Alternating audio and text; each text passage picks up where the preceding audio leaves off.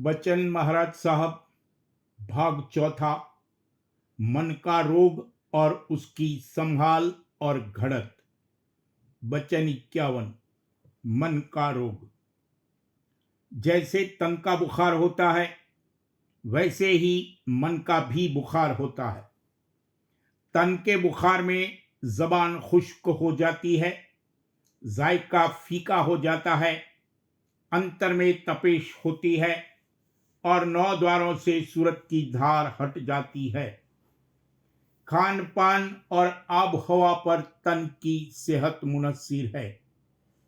इनमें जब फर्क होता है तब मसाला कसरत से इकट्ठा होता है, और चूंकि मादे से चैतन्य को नफरत है, इसलिए धार हट जाती है और तपन यानी बुखार होता है। फिर जब मसाला झाड़ा जाता है तब अमृत की धार बराबर जारी होती है और तंदुरुस्ती होती है। इसी तरह मन का बुखार यानी रोग होता है। चाह, वासना और नक्श जब ज्यादा होते हैं तब कर्म फल नमूदार होते हैं। परमार्थ से रूखा फीका हो जाता है।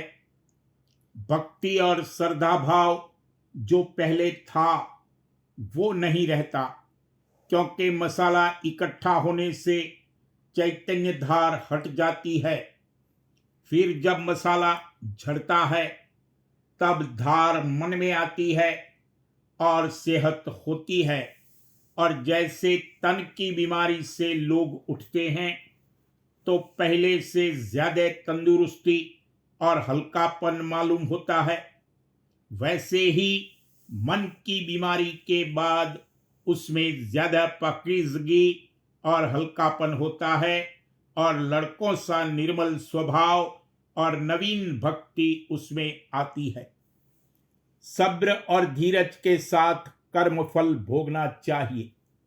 सुमिरन, ध्यान और पोथी का पाठ करते रहना मुनासिब है, पर जीव बेचारा लाचार है, कुछ इसकी पेश नहीं जाती है।